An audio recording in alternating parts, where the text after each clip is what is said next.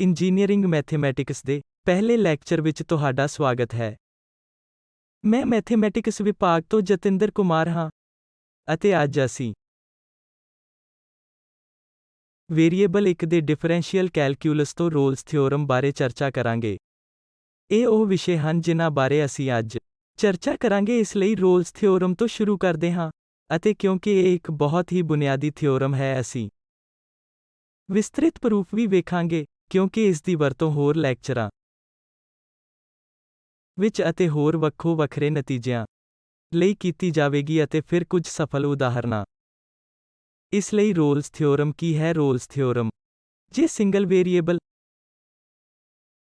ਦਾ ਇੱਕ function f closed interval a b ਵਿੱਚ continuous ਹੁੰਦਾ ਹੈ ਅਤੇ ਓਪਨ ਇੰਟਰਵਲ a b ਵਿੱਚ ਡਿਫਰੈਂਸ਼ੀਏਬਲ ਹੁੰਦਾ ਹੈ a b ਅਤੇ ਇੱਕ ਹੋਰ ਕੰਡੀਸ਼ਨ ਹੈ ਜੋ ਕਹਿੰਦੀ ਹੈ ਕਿ a ਤੇ ਫੰਕਸ਼ਨ ਵੈਲਿਊ ਪੁਆਇੰਟ b ਤੇ ਫੰਕਸ਼ਨ ਵੈਲਿਊ ਦੇ ਬਰਾਬਰ ਹੈ। ਇਸ ਲਈ ਦੋ ਐਂਡ ਪੁਆਇੰਟ ਫੰਕਸ਼ਨ ਉਹੀ ਵੈਲਿਊ ਲੈ ਰਿਹਾ ਹੈ।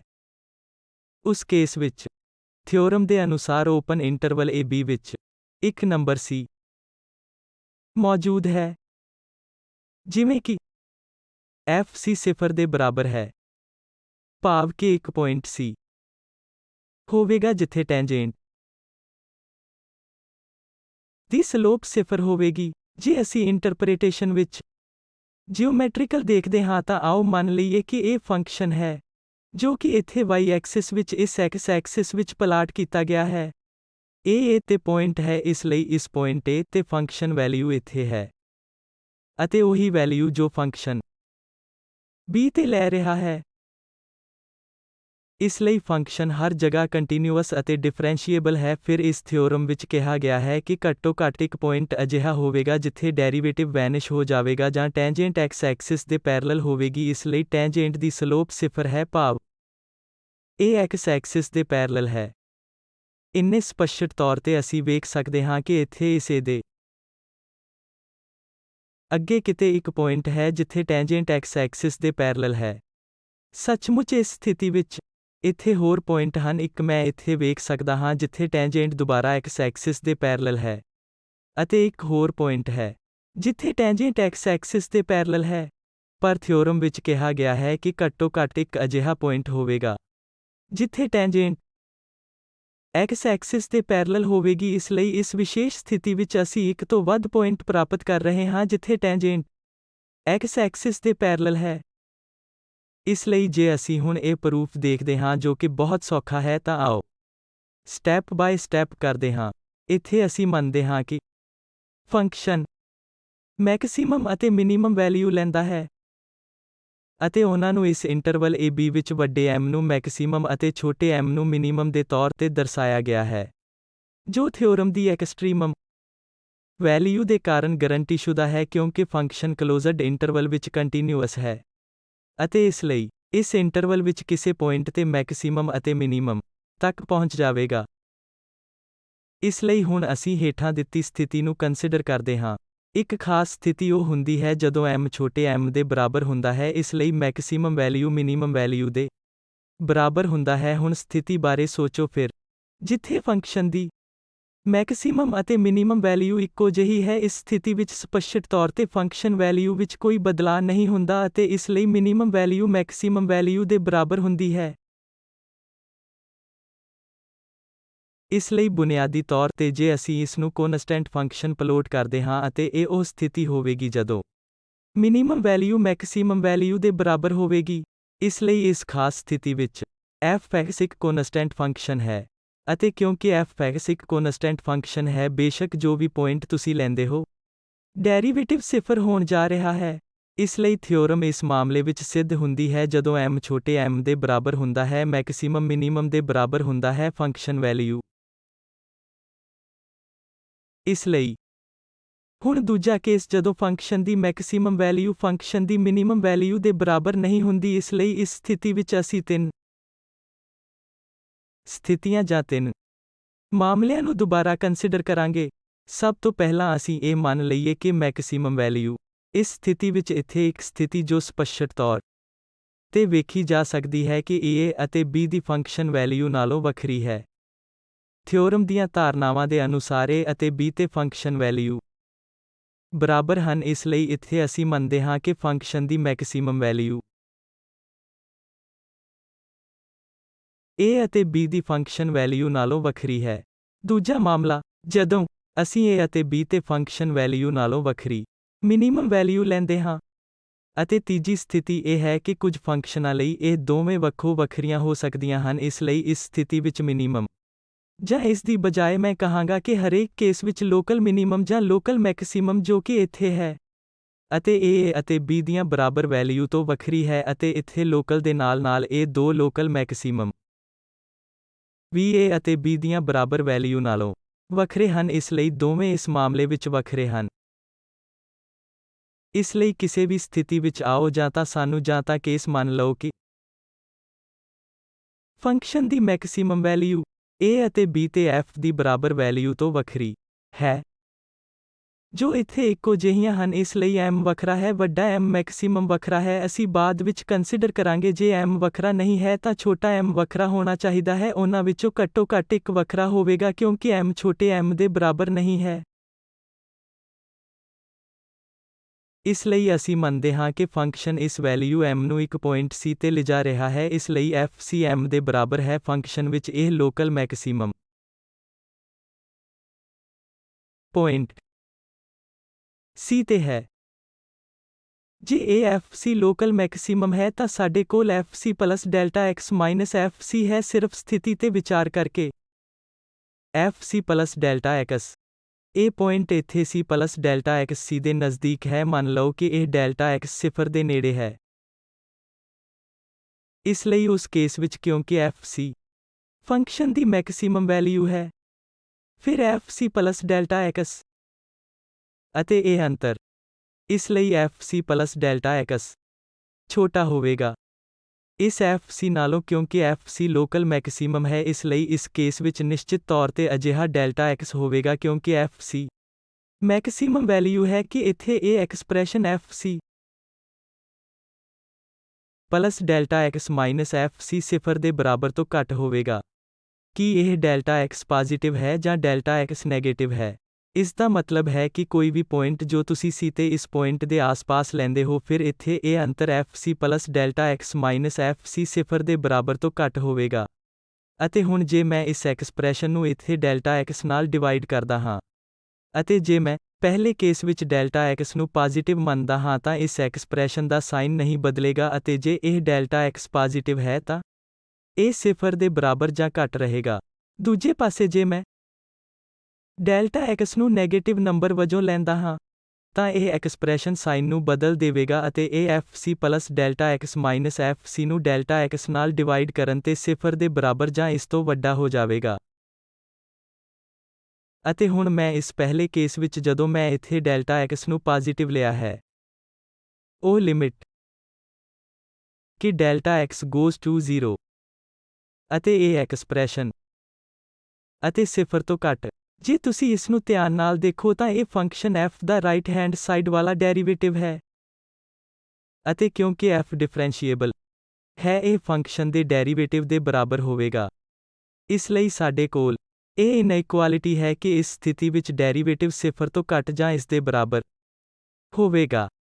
ਦੂਜੇ ਪਾਸੇ ਜਦੋਂ ਤੁਸੀਂ ਇਸ ਨੂੰ ਡੈਲਟਾ x ਨਾਲ ਡਿਵਾਈਡ ਕਰਦੇ ਹੋ ਜੋ ਕਿ ਨੈਗੇਟਿਵ ਹੈ ਅਤੇ ਇੱਥੇ ਲਿਮਿਟ ਨੂੰ ਦੁਬਾਰਾ ਲੈਂਦੇ ਹੋ, ਇੱਥੇ ਉਹੀ ਸਿਮਿਲਰ ਕੇਸ ਹੈ ਕਿਉਂਕਿ ਫੰਕਸ਼ਨ ਡਿਫਰੈਂਸ਼ੀਏਬਲ ਹੈ, ਉਹ ਲੈਫਟ ਡੈਰੀਵੇਟਿਵ ਵੀ ਪੋਜ਼ਿਟਿਵ ਹੋਵੇਗਾ ਕਿਉਂਕਿ ਇਹ ਇਨਇਕੁਆਲਿਟੀ ਸਿਫਰ ਦੇ ਬਰਾਬਰ ਜਾਂ ਇਸ ਤੋਂ ਵੱਧ ਹੈ। ਇਸ ਲਈ ਇਸ ਕੇਸ ਵਿੱਚ ਸਾਨੂੰ f ਪ੍ਰਾਈਮ C ਸਿਫਰ ਦੇ ਬਰਾਬਰ ਮਿਲਿਆ ਹੈ, ਜਦਕਿ ਸਾਡੇ ਕੋਲ f ਪ੍ਰਾਈਮ C ਸਿਫਰ ਤੋਂ ਘੱਟ ਜਾਂ ਇਸ ਦੇ ਬਰਾਬਰ ਹੈ। ਇਸ ਲਈ ਇਹਨਾਂ ਦੋਵਾਂ ਵਿੱਚੋਂ ਅਸੀਂ ਇਹ ਸਿੱਟਾ ਕੱਢਦੇ ਹਾਂ ਕਿ f ਪ੍ਰਾਈਮ C ਨੂੰ ਸਿਫਰ ਹੋਣਾ ਚਾਹੀਦਾ ਹੈ ਕਿਉਂਕਿ ਇਹ ਸਿਫਰ ਤੋਂ ਘੱਟ ਜਾਂ ਇਸ ਦੇ ਬਰਾਬਰ ਜਾਂ ਇੱਕੋ ਸਮੇਂ ਤੇ ਸਿਫਰ ਤੋਂ ਵੱਡਾ ਜਾਂ ਇਸ ਦੇ ਬਰਾਬਰ ਨਹੀਂ ਹੋ ਸਕਦਾ। ਇਸ ਲਈ ਸਿਰਫ ਸੰਭਾਵਨਾ ਹੈ ਕਿ f ਪ੍ਰਾਈਮ C ਨੂੰ ਸਿਫਰ ਹੋਣਾ ਚਾਹੀਦਾ ਹੈ। ਇਸ ਲਈ ਇਸ ਤਰੀਕੇ ਨਾਲ ਅਸੀਂ ਇਹ ਸਾਬਿਤ ਕਰ ਦਿੱਤਾ ਹੈ ਕਿ ਇਸ ਇੰਟਰਵਲ C ਵਿੱਚ ਓਪਨ ਇੰਟਰਵਲ C ਵਿੱਚ ਇੱਕ ਪੁਆਇੰਟ ਹੈ ਜਿੱਥੇ ਡੈਰੀਵੇਟਿਵ ਵੈਨਿਸ਼ ਹੋ ਜਾਂਦਾ ਹੈ। ਇੱਥੇ ਕੁਝ ਟਿੱਪਣੀਆਂ ਹਨ ਜੋ ਬਹੁਤ ਮਹੱਤਵਪੂਰਨ ਹਨ। ਇਸ ਲਈ ਇੱਥੇ ਰੋਲਸ ਥਿਓਰਮ ਦੀ ਪਰਿਕਲਪਨਾ ਕਾਫੀ ਹੈ ਪਰ ਕਨਕਲੂਜਨ ਲਈ ਜ਼ਰੂਰੀ ਨਹੀਂ ਹੈ। ਇਸ ਤੋਂ ਸਾਡਾ ਕੀ ਮਤਲਬ ਹੈ? ਇਸ ਲਈ ਜੋ ਅਸੀਂ ਵੇਖਿਆ ਹੈ ਕਿ ਕਲੋਜ਼ਡ ਇੰਟਰਵਲ AB ਵਿੱਚ ਫੰਕਸ਼ਨ ਦੀ ਇਹ ਕੰਟੀਨਿਊਇਟੀ ਅਤੇ ਓਪਨ ਇੰਟਰਵਲ AB ਵਿੱਚ ਡਿਫਰੈਂਸ਼ੀਏਬਿਲਿਟੀ। ਅਤੇ ਇੱਕ ਤੀਜੀ ਕੰਡੀਸ਼ਨ ਸੀ ਕਿ f A f B ਦੇ ਬਰਾਬਰ ਹੈ। ਇਸ ਲਈ ਜੇ ਇਹ ਤਿੰਨ ਕੰਡੀਸ਼ਨਸ ਪੂਰੀਆਂ ਹੁੰਦੀਆਂ ਹਨ, ਤਾਂ ਇੱਕ ਪੁਆਇੰਟ C ਮੌਜੂਦ ਹੋਵੇਗਾ ਜਿੱਥੇ ਡੈਰੀਵੇਟਿਵ ਵੈਨਿਸ਼ ਹੋ ਜਾਵੇਗਾ। ਇਹਨਾਂ ਕੰਡੀਸ਼ਨਸ ਦਾ ਉਚਿਤ ਅਰਥ ਹੈ ਕਿ ਇਹ ਸਾਰੀਆਂ ਕੰਡੀਸ਼ਨਸ ਇੱਥੇ ਇਹ ਤਿੰਨੋਂ ਕੰਡੀਸ਼ਨਸ ਦਰਸਾਉਂਦੀਆਂ ਹਨ ਕਿ f' ਸਿਫਰ ਦੇ ਬਰਾਬਰ ਹੈ। ਪਰ ਦੂਜੇ ਪਾਸੇ f' ਬਰਾਬਰ ਹੋਣ ਦਾ ਇਹ ਮਤਲਬ ਨਹੀਂ ਹੈ ਕਿ ਫੰਕਸ਼ਨ ਕੰਟੀਨਿਊਅਸ ਡਿਫਰੈਂਸ਼ੀਏਬਲ ਹੋਵੇਗਾ ਅਤੇ ਇਹਨਾਂ ਇਕੁਅਲ ਵੈਲਿਊ ਨੂੰ ਕੁਝ ਪੁਆਇੰਟਸ ਤੇ ਲੈ ਜਾਵੇਗਾ ਜੋ A ਅਤੇ B ਹਨ। ਇਸ ਲਈ ਦੂਜੇ ਸ਼ਬਦਾਂ ਵਿੱਚ, ਜੇ ਇਹ ਸਾਰੀਆਂ ਪਰਿਕਲਪਨਾਵਾਂ, ਇਹ ਤਿੰਨ ਪਰਿਕਲਪਨਾਵਾਂ ਪੂਰੀਆਂ ਹੁੰਦੀਆਂ ਹਨ ਤਾਂ ਕਨਕਲੂਜ਼ਨ ਦੀ ਗਾਰੰਟੀ ਹੈ। ਕਨਕਲੂਜ਼ਨ ਦਾ ਮਤਲਬ ਹੈ ਕਿ f' ਸਿਫਰ ਹੈ, ਜਿਸ ਦੀ ਕੀ ਗਾਰੰਟੀ ਹੈ। ਹਾਲਾਂਕਿ, ਜੇ ਪਰਿਕਲਪਨਾ ਪੂਰੀ ਨਹੀਂ ਹੁੰਦੀ ਹੈ, ਤਾਂ ਤੁਸੀਂ ਇਸ ਕਨਕਲੂਜ਼ਨ ਤੇ ਪਹੁੰਚ ਸਕਦੇ ਹੋ ਜਾਂ ਨਹੀਂ, ਜਿਸ ਨੂੰ ਅਸੀਂ ਹੁਣ ਕੁਝ ਉਦਾਹਰਣਾਂ ਦੀ ਮਦਦ ਨਾਲ ਦੇਖਾਂਗੇ। ਆਓ ਇਸ ਉਦਾਹਰਣ ਤੇ ਵਿਚਾਰ ਕਰੀਏ। f(x) ਦੇ ਬਰਾਬਰ ਹੈ 2 ਤੋਂ 1 ਅਤੇ 1 ਤੋਂ 2 ਦੀ ਰੇਂਜ ਵਿੱਚ 3x-2 ਹੈ। ਇਸ ਲਈ ਇਹ ਫੰਕਸ਼ਨ ਇੱਥੇ ਸਪਸ਼ਟ ਤੌਰ ਤੇ ਹੈ ਜੇ ਅਸੀਂ ਵੇਖਦੇ ਹਾਂ ਕਿ ਫੰਕਸ਼ਨ ਕੰਟੀਨਿਊਅਸ ਹੈ। ਇੱਕ ਤੇ ਫੰਕਸ਼ਨ ਵੈਲਿਊ ਇੱਥੇ f(1) ਹੈ ਜਿਸ ਨੂੰ ਅਸੀਂ ਸਿੱਧੇ ਰੂਪ ਵਿੱਚ ਸਬਸਟੀਟਿਊਟ ਕਰ ਸਕਦੇ ਹਾਂ। ਫੰਕਸ਼ਨ ਨੂੰ ਉਦੋਂ ਤੱਕ ਡਿਫਾਈਨ ਕੀਤਾ ਜਾਂਦਾ ਹੈ ਜਦੋਂ ਤੱਕ 1 ਨਹੀਂ ਹੁੰਦਾ, ਇਸ ਲਈ f1 1 ਹੈ। ਅਤੇ ਫਿਰ ਜੇ ਅਸੀਂ ਰਾਈਟ ਲਿਮਿਟ f1 + 0 ਲੈਂਦੇ ਹਾਂ, ਰਾਈਟ ਲਿਮਿਟ, ਇਸ ਲਈ ਲਿਮਿਟ Δx ਤੋਂ ਸਿਫਰ ਹੈ ਅਤੇ ਇਹ f1 + Δx ਅਤੇ -1 ਤੇ ਇਹ f ਹੈ। ਜਾਂ ਸਿਰਫ ਲਿਮਿਟਸ, ਅਸੀਂ ਹੁਣ ਡੈਰੀਵੇਟਿਵ ਪ੍ਰਾਪਤ ਨਹੀਂ ਕਰਨ ਜਾ ਰਹੇ। ਇਸ ਲਈ ਇਹ ਐਕਸਪ੍ਰੈਸ਼ਨ f1 + Δx ਅਤੇ Δx ਸਿਫਰ ਦੇ ਨੇੜੇ ਹੈ ਅਤੇ ਅਸੀਂ ਇੱਥੇ Δx ਪੋਜ਼ਿਟਿਵ ਲੈਂਦੇ ਹਾਂ। ਇਸ ਲਈ ਇਸ ਫੰਕਸ਼ਨ ਦੀ ਰਾਈਟ ਲਿਮਿਟ, ਜਿਵੇਂ ਕਿ x goes to 0, ਇਸ ਲਈ ਇਹ ਲਿਮਿਟ Δx ਸਿਫਰ ਹੋ ਜਾਵੇਗੀ। Δx ਨੂੰ ਅਸੀਂ ਇੱਥੇ ਪੋਜ਼ਿਟਿਵ ਵਜੋਂ ਲੈ ਰਹੇ ਹਾਂ। ਅਤੇ ਫਿਰ ਕਿਉਂਕਿ Δx ਪੋਜ਼ਿਟਿਵ ਹੈ 1 + Δx, ਅਸੀਂ ਇਸ ਤੋਂ 3x-2 ਦੀ ਗਣਨਾ ਕਰਾਂਗੇ। ਇਸ ਲਈ ਤੁਹਾਡੇ ਕੋਲ ਹੈ 3 ਅਤੇ x ਦਾ ਅਰਥ ਹੈ 1 + Δx ਆਰਗੂਮੈਂਟ ਅਤੇ -2। ਅਤੇ ਇਹ 3 ਅਤੇ -2 1 ਤੋਂ ਇਲਾਵਾ ਹੋਰ ਕੁਝ ਨਹੀਂ ਹੈ। ਇਸ ਲਈ ਤਿੰਨਾਂ ਵਿੱਚੋਂ ਇੱਕ ਮੰਨ ਲਓ x ਸਿਫਰ ਹੋ ਜਾਂਦਾ ਹੈ। ਇਸ ਲਈ ਇਹ 1 ਹੈ ਅਤੇ ਜੋ ਕਿ f1 ਦੇ ਬਰਾਬਰ ਹੈ। ਇਸ ਲਈ ਬੇਸ਼ੱਕ ਇਸ ਕੇਸ ਵਿੱਚ ਫੰਕਸ਼ਨ ਜਾਰੀ ਹੈ ਅਤੇ ਅਸੀਂ ਡਿਫਰੈਂਸ਼ੀਏਬਿਲਿਟੀ ਚੈੱਕ ਕਰਦੇ ਹਾਂ, ਇਸ ਦਾ ਮਤਲਬ ਹੈ ਕਿ ਪਹਿਲਾ ਰਾਈਟ ਡੈਰੀਵੇਟਿਵ ਹੈ। ਇਸ ਲਈ f1 + 0 ਰਾਈਟ ਡੈਰੀਵੇਟਿਵ ਦਾ ਅਰਥ ਹੈ ਕਿ ਲਿਮਿਟ Δx ਸਿਫਰ ਹੋ ਜਾਂਦੀ ਹੈ ਅਤੇ Δx ਪੋਜ਼ਿਟਿਵ ਹੈ। ਇਸ ਲਈ f1 + Δx - f1 ਅਤੇ Δx ਨਾਲ ਡਿਵਾਈਡ ਕੀਤਾ ਜਾਂਦਾ ਹੈ। ਇੱਥੇ ਇਹ ਕੋਸ਼ੰਟ, ਇਸ ਕੇਸ ਵਿੱਚ ਲਿਮਿਟ Δx ਸਿਫਰ ਹੋ ਜਾਂਦੀ ਹੈ। Δx ਪੋਜ਼ਿਟਿਵ ਹੈ, ਇਸ ਲਈ ਇੱਥੇ 1 + Δx ਦੀ ਦੁਬਾਰਾ 3x-2 ਤੋਂ ਗਣਨਾ ਕੀਤੀ ਜਾਵੇਗੀ ਜੋ ਅਸੀਂ ਪਹਿਲਾਂ ਕੀਤਾ ਹੈ। ਇਸ ਲਈ ਇਹ 1 + 3 Δx ਆ ਰਿਹਾ ਸੀ ਅਤੇ Δx ਨਾਲ ਡਿਵਾਈਡ ਕੀਤਾ ਗਿਆ ਹੈ। ਅਤੇ ਫਿਰ ਇੱਥੇ ਇਹ f1 1 ਹੈ, ਇਸ ਲਈ ਇਹ ਕੈਂਸਲ ਹੋ ਜਾਂਦਾ ਹੈ ਅਤੇ ਫਿਰ ਇੱਥੇ ਇਹ ਵੈਲਿਊ 3 ਤੋਂ ਇਲਾਵਾ ਹੋਰ ਕੁਝ ਵੀ ਨਹੀਂ ਹੈ। ਇਸ ਫੰਕਸ਼ਨ ਦਾ ਸੱਜੇ ਪਾਸੇ ਦਾ ਡੈਰੀਵੇਟਿਵ 3 ਹੈ ਜਦੋਂ ਕਿ ਖੱਬੇ ਪਾਸੇ ਦਾ ਡੈਰੀਵੇਟਿਵ, ਇਸ ਲਈ f1 - 0 ਹੈ ਜੋ ਇੱਕ ਨੋਟੇਸ਼ਨ ਹੈ। ਅਤੇ ਇੱਥੇ ਲਿਮਿਟ, ਜੇਕਰ ਤੁਸੀਂ Δx goes to 0 Δx negative ਨੂੰ ਕੰਪਿਊਟ ਕਰਦੇ ਹੋ, ਇਸ ਦਾ ਕੀ ਹੋਵੇਗਾ? ਇਸ ਲਈ ਇੱਥੇ ਤੁਹਾਡੇ ਕੋਲ ਦੁਬਾਰਾ ਹੈ f1 + Δx - f1 by Δx, ਪਰ ਹੁਣ ਇਹ f1 + Δx ਕਿਉਂਕਿ x ਨੈਗੇਟਿਵ ਹੈ, ਇਸ ਦੀ ਗਣਨਾ x² ਤੋਂ ਕੀਤੀ ਜਾਵੇਗੀ। ਇਸ ਲਈ ਭਾਵ ਇੱਥੇ Δx goes to 0 ਹੈ ਅਤੇ ਇਹ 1 + Δx ਹੋਲ ਸਕੁਏਅਰ ਅਤੇ -1 ਹੈ ਅਤੇ Δx ਨਾਲ ਡਿਵਾਈਡ ਕੀਤਾ ਜਾਂਦਾ ਹੈ। ਇਸ ਲਈ ਜਦੋਂ ਤੁਸੀਂ ਇਸ ਨੂੰ ਐਕਸਪੈਂਡ ਕਰਦੇ ਹੋ ਤਾਂ ਇਹ 1 + Δx² + 2 Δx ਟਰਮਜ਼ 1 ਹੋਵੇਗਾ, 1 ਕੈਂਸਲ ਹੋ ਜਾਵੇਗਾ ਅਤੇ ਇਹ 2 Δx ਅਤੇ Δx ਨਾਲ ਵਿਭਾਜਿਤ ਤੁਹਾਨੂੰ 2 ਮਿਲੇਗਾ ਅਤੇ ਬਾਕੀ ਲਿਮਿਟ ਦੇ ਕਾਰਨ ਸਿਫਰ ਹੋ ਜਾਣਗੇ। ਇਸ ਲਈ ਇੱਥੇ ਡੈਰੀਵੇਟਿਵ 2 ਹੈ ਜਦਕਿ ਖੱਬੇ ਪਾਸੇ ਦਾ ਡੈਰੀਵੇਟਿਵ 3 ਹੈ ਅਤੇ ਸੱਜੇ ਪਾਸੇ ਦਾ ਡੈਰੀਵੇਟਿਵ 2 ਹੈ। ਇਸ ਲਈ ਇਸ ਕੇਸ ਵਿੱਚ ਫੰਕਸ਼ਨ ਡਿਫਰੈਂਸ਼ੀਏਬਲ ਨਹੀਂ ਹੈ ਅਤੇ ਅਸੀਂ ਇਸ ਨੂੰ ਪਲੋਟ ਕਰ ਸਕਦੇ ਹਾਂ ਅਤੇ ਫਿਰ ਦੁਬਾਰਾ ਤੁਸੀਂ ਇਸ ਪੁਆਇੰਟ 1 ਤੇ ਇੱਥੇ ਵੇਖ ਸਕਦੇ ਹੋ। ਫੰਕਸ਼ਨ ਇਸ ਦੀ ਡਿਫਰੈਂਸ਼ੀਏਬਿਲਿਟੀ ਨੂੰ ਬ੍ਰੇਕ ਕਰਦਾ ਹੈ। ਇਸ ਲਈ ਸੱਜੇ ਪਾਸੇ ਦਾ ਡੈਰੀਵੇਟਿਵ ਜੋ ਅਸੀਂ ਹੁਣੇ ਵੇਖਿਆ ਹੈ ਉਹ -c, ਖੱਬੇ ਪਾਸੇ ਦਾ ਡੈਰੀਵੇਟਿਵ 2c ਅਤੇ ਸੱਜੇ ਪਾਸੇ ਦਾ 3c। ਇਸ ਲਈ ਇੱਥੇ ਇੱਕ ਪੁਆਇੰਟ ਹੈ ਜਿੱਥੇ ਫੰਕਸ਼ਨ ਡਿਫਰੈਂਸ਼ੀਏਬਲ ਨਹੀਂ ਹੁੰਦਾ। ਪਰ ਇਸ ਕੇਸ ਵਿੱਚ ਦਿਲਚਸਪ ਗੱਲ ਇਹ ਹੈ ਕਿ ਸਾਰੀਆਂ ਪਰਿਕਲਪਨਾਵਾਂ ਨਹੀਂ ਕੀਤੀਆਂ ਗਈਆਂ ਕਿਉਂਕਿ ਇਸ ਪੁਆਇੰਟ ਤੇ ਫੰਕਸ਼ਨ ਡਿਫਰੈਂਸ਼ੀਏਬਲ ਨਹੀਂ ਹਨ। ਪਰ ਇੱਥੇ ਇੱਕ ਪੁਆਇੰਟ 0 ਹੈ ਜਿਸਨੂੰ ਤੁਸੀਂ ਆਸਾਨੀ ਨਾਲ ਇਸ x² 2 ਤੋਂ ਦੁਬਾਰਾ ਕੰਪਿਊਟ ਕਰ ਸਕਦੇ ਹੋ। ਡੈਰੀਵੇਟਿਵ 2x ਹੈ ਅਤੇ x 0 ਦੇ ਬਰਾਬਰ ਹੈ, ਇਸ ਲਈ ਡੈਰੀਵੇਟਿਵ 0 ਹੋ ਜਾਵੇਗਾ। ਇਸ ਲਈ ਇੱਥੇ 0 ਤੇ f' 0 ਹੈ। ਇਸ ਲਈ ਡੈਰੀਵੇਟਿਵ ਵੈਨਿਸ਼ ਹੋ ਜਾਵੇਗਾ ਜਾਂ ਇਸ ਕੇਸ ਵਿੱਚ ਟੈਂਜੈਂਟ x ਐਕਸਿਸ ਦੇ ਪੈਰਲਲ ਹੈ ਹਾਲਾਂਕਿ ਫੰਕਸ਼ਨ ਇੱਥੇ ਡਿਫਰੈਂਸ਼ੀਏਬਲ ਨਹੀਂ ਸੀ। ਇਸ ਲਈ ਬਿਲਕੁਲ ਉਹੀ ਜੋ ਅਸੀਂ ਕਿਹਾ ਹੈ ਕਿ ਜੇ ਪਰਿਕਲਪਨਾ ਪੂਰੀ ਨਹੀਂ ਹੁੰਦੀ ਤਾਂ ਫੰਕਸ਼ਨ ਕਨਕਲੂਜ਼ਨ ਤੇ ਪਹੁੰਚ ਸਕਦਾ ਹੈ ਜਾਂ ਨਹੀਂ ਤਾਂ ਇਸ ਕੇਸ ਵਿੱਚ ਇਹ ਕਨਕਲੂਜ਼ਨ ਤੇ ਪਹੁੰਚ ਰਿਹਾ ਹੈ ਪਰ ਇਹ ਰੋਲਸ ਥਿਓਰਮ ਦੇ ਕਾਰਨ ਨਹੀਂ ਹੈ। ਇੱਕ ਹੋਰ ਉਦਾਹਰਨ ਜੇ ਅਸੀਂ ਲੈਂਦੇ ਹਾਂ ਕਿ ਸਾਡੇ ਕੋਲ f(x) ਬਰਾਬਰ ਹੈ x ਦੇ ਜੋ 0 ਤੋਂ 1 ਦੀ ਰੇਂਜ ਵਿੱਚ ਹੈ ਅਤੇ 1 ਤੋਂ 2 ਦੀ ਰੇਂਜ ਵਿੱਚ 2-x ਦੇ ਬਰਾਬਰ ਹੈ। ਇਸ ਲਈ ਦੁਬਾਰਾ ਫਿਰ ਇਸੇ ਤਰ੍ਹਾਂ ਦੇ ਕੇਸ ਵਿੱਚ ਕੋਈ ਵੀ ਇਸ ਫੰਕਸ਼ਨ ਨੂੰ ਆਸਾਨੀ ਨਾਲ ਫਲੋਟ ਕਰ ਸਕਦਾ ਹੈ ਅਤੇ ਕੋਈ ਸਪਸ਼ਟ ਤੌਰ ਤੇ ਵੇਖ ਸਕਦਾ ਹੈ ਕਿ ਇਸ ਪੁਆਇੰਟ 1 ਤੇ ਫੰਕਸ਼ਨ ਡਿਫਰੈਂਸ਼ੀਏਬਲ ਨਹੀਂ ਹੈ। ਅਤੇ ਇਸ ਕੇਸ ਵਿੱਚ ਸਾਨੂੰ 0 ਅਤੇ 1 ਦੇ ਵਿਚਕਾਰ ਕੋਈ ਪੁਆਇੰਟ ਨਹੀਂ ਮਿਲ ਰਿਹਾ ਜਿੱਥੇ ਫੰਕਸ਼ਨ ਡੈਰੀਵੇਟਿਵ ਲੈ ਰਿਹਾ ਹੈ ਉਹ ਵੈਨਿਸ਼ ਹੋ ਰਿਹਾ ਹੈ। ਇਸ ਲਈ ਇਸ ਕੇਸ ਵਿੱਚ ਦਿੱਤੇ ਗਏ ਇੰਟਰਵਲ ਦੇ ਕਿਸੇ ਵੀ ਪੁਆਇੰਟ ਤੇ f'(x) 0 ਦੇ ਬਰਾਬਰ ਨਹੀਂ ਹੈ।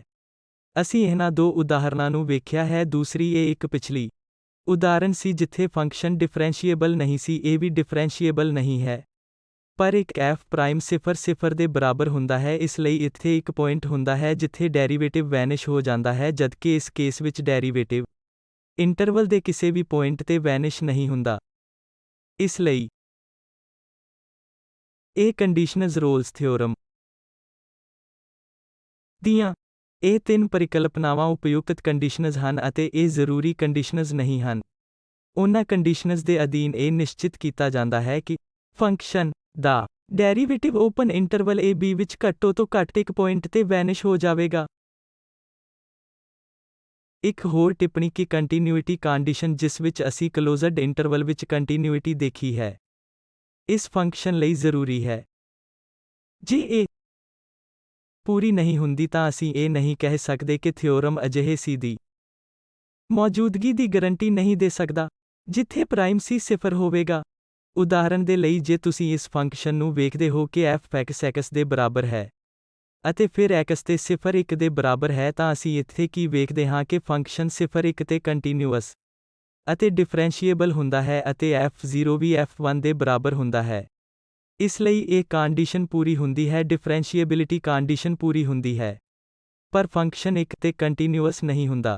ਸਾਨੂੰ ਇਹ ਨੋਟ ਕਰਨਾ ਚਾਹੀਦਾ ਹੈ ਕਿ ਕਿਉਂਕਿ ਫੰਕਸ਼ਨ 0 ਤੋਂ 1 ਤੱਕ x ਹੈ ਅਤੇ ਫਿਰ ਇਹ x 1 ਦੇ ਬਰਾਬਰ ਹੈ ਇਸ ਲਈ ਇੱਥੇ ਜੰਪ ਹੈ, ਜਿਸ ਨੂੰ ਅਸੀਂ ਵੇਖ ਸਕਦੇ ਹਾਂ ਕਿ x 1 ਦੇ ਬਰਾਬਰ ਹੈ ਫੰਕਸ਼ਨ 0 ਦੇ ਰੂਪ ਵਿੱਚ ਵੈਲਿਊ ਲੈ ਰਿਹਾ ਹੈ ਅਤੇ ਨਹੀਂ ਤਾਂ ਇਹ ਇੱਥੇ x ਦੇ ਰੂਪ ਵਿੱਚ ਲੈ ਰਿਹਾ ਹੈ।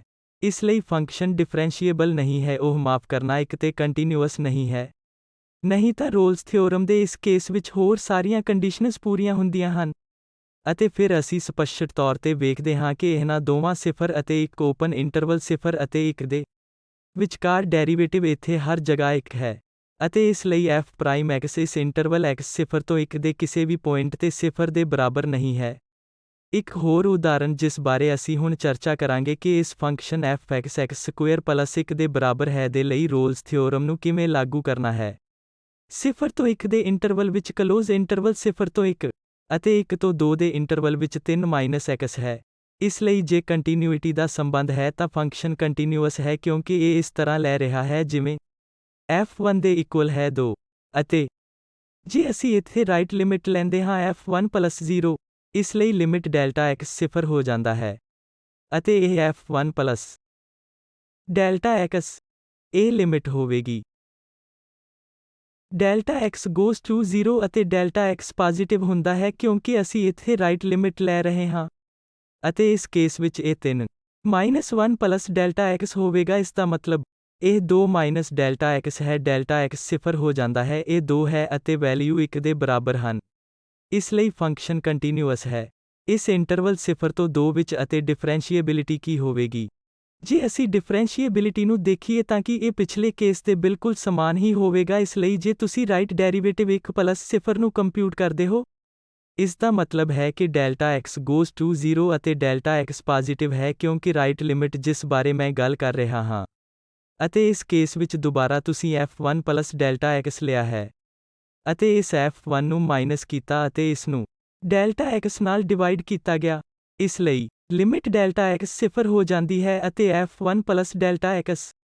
ਇਸ ਲਈ ਅਸੀਂ ਇੱਥੇ ਗਣਨਾ ਕੀਤੀ ਹੈ ਕਿ f1 ਪਲਸ ਡੈਲਟਾ x ਇਹ 2 ਅਤੇ ਮਾਈਨਸ ਡੈਲਟਾ x ਅਤੇ ਮਾਈਨਸ f1 ਦੁਬਾਰਾ ਤੋਂ 2 ਹੈ ਅਤੇ ਡੈਲਟਾ x ਨਾਲ ਡਿਵਾਈਡ ਕੀਤਾ ਗਿਆ ਹੈ। ਇਸ ਲਈ ਇਹ ਲਿਮਿਟ -1 ਆਵੇਗੀ ਕਿਉਂਕਿ ਇਹ ਕੈਂਸਲ ਹੋ ਜਾਵੇਗਾ ਅਤੇ ਫਿਰ ਤੁਹਾਨੂੰ ਉੱਥੇ -1 ਮਿਲੇਗਾ। ਰਾਈਟ ਡੈਰੀਵੇਟਿਵ -1 ਹੈ ਅਤੇ ਲੈਫਟ ਡੈਰੀਵੇਟਿਵ f1 -0 ਹੈ ਜੋ ਲਿਮਿਟ ਡੈਲਟਾ x ਦੁਬਾਰਾ 0 ਹੋ ਜਾਂਦੀ ਹੈ ਡੈਲਟਾ x ਨੈਗੇਟਿਵ ਦੇ ਨਾਲ।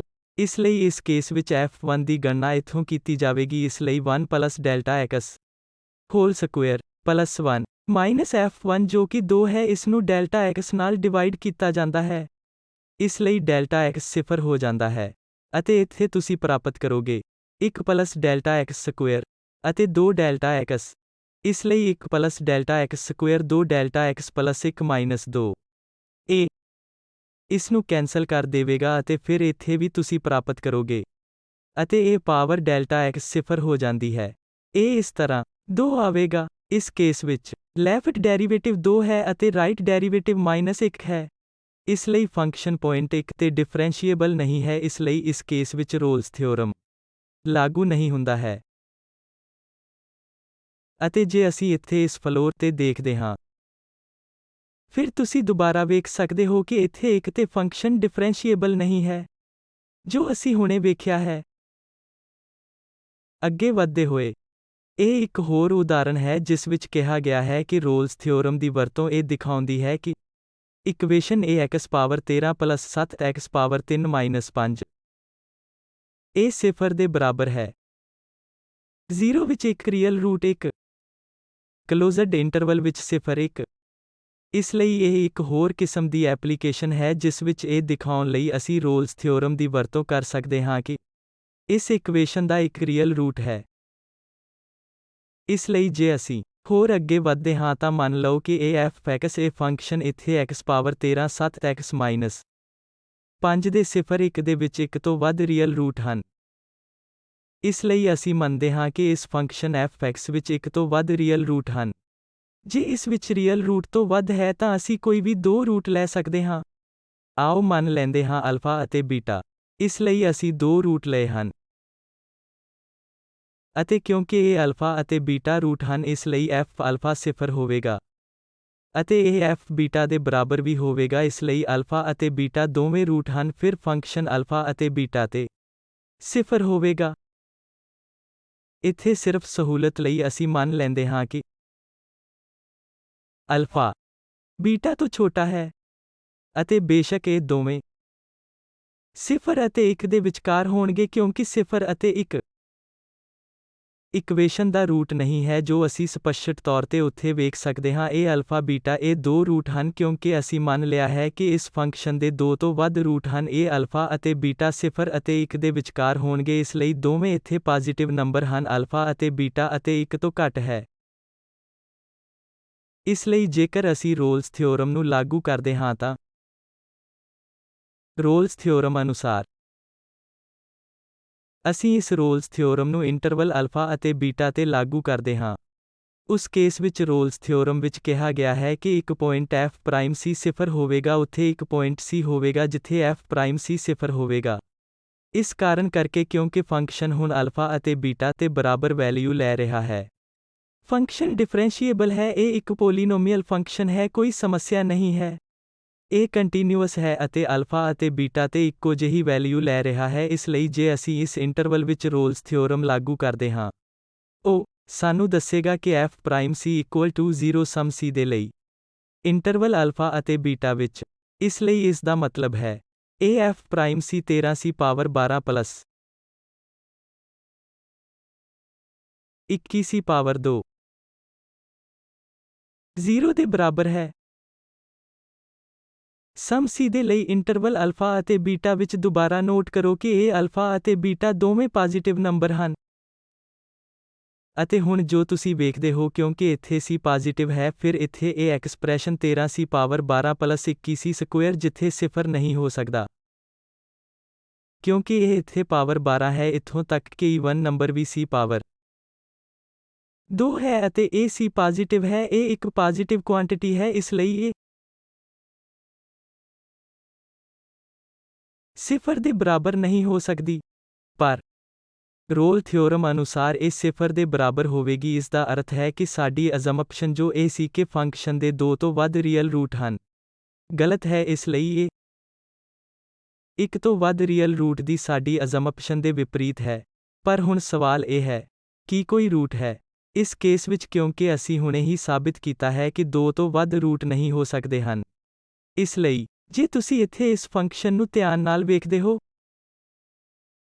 ਸਿਫਰ ਤੇ ਵੈਲਿਊ ਹੈ -5 ਇੱਥੇ ਕਿਤੇ ਅਤੇ ਜੇ ਤੁਸੀਂ ਇਸ ਇੱਕ ਨੂੰ ਦੂਜੇ ਸਿਰੇ ਤੇ ਰੱਖੋ ਫਿਰ ਸਾਨੂੰ 3 ਪ੍ਰਾਪਤ ਹੋਵੇਗਾ। ਇਸ ਲਈ ਵੈਲਿਊ ਹੋਵੇਗੀ 1 ਤੇ 3। ਜੇ ਇਹ ਇੱਥੇ 1 ਹੈ 1 ਤੇ ਵੈਲਿਊ 3 ਅਤੇ ਸਿਫਰ ਹੈ ਵੈਲਿਊ -5 ਹੈ ਅਤੇ ਫੰਕਸ਼ਨ ਕੰਟੀਨਿਊਅਸ ਹੈ। ਨਿਸ਼ਚਿਤ ਤੌਰ ਤੇ ਇਸ ਪੁਆਇੰਟ ਤੇ ਪਹੁੰਚਣ ਲਈ ਇਹ ਰੀਅਲ ਐਕਸਿਸ ਨੂੰ ਕਿਤੇ ਨਾ ਕਿਤੇ ਕ੍ਰੋਸ ਕਰੇਗਾ ਅਤੇ ਇਹ ਇਸ ਕੇਸ ਵਿੱਚ ਇੱਕ ਰੂਟ ਦੀ ਮੌਜੂਦਗੀ ਨੂੰ ਸਾਬਿਤ ਕਰਦਾ ਹੈ ਜੋ ਕਿ ਇੱਕ ਰੂਟ ਦੀ ਮੌਜੂਦਗੀ ਦੀ ਪੁਸ਼ਟੀ ਕਰਦਾ ਹੈ ਕਿਉਂਕਿ ਇਹ ਆਪਣੇ ਸਾਈਨ ਨੂੰ ਬਦਲ ਰਿਹਾ ਹੈ ਇਸ ਲਈ f0-5 ਅਤੇ f1 3 ਹੈ।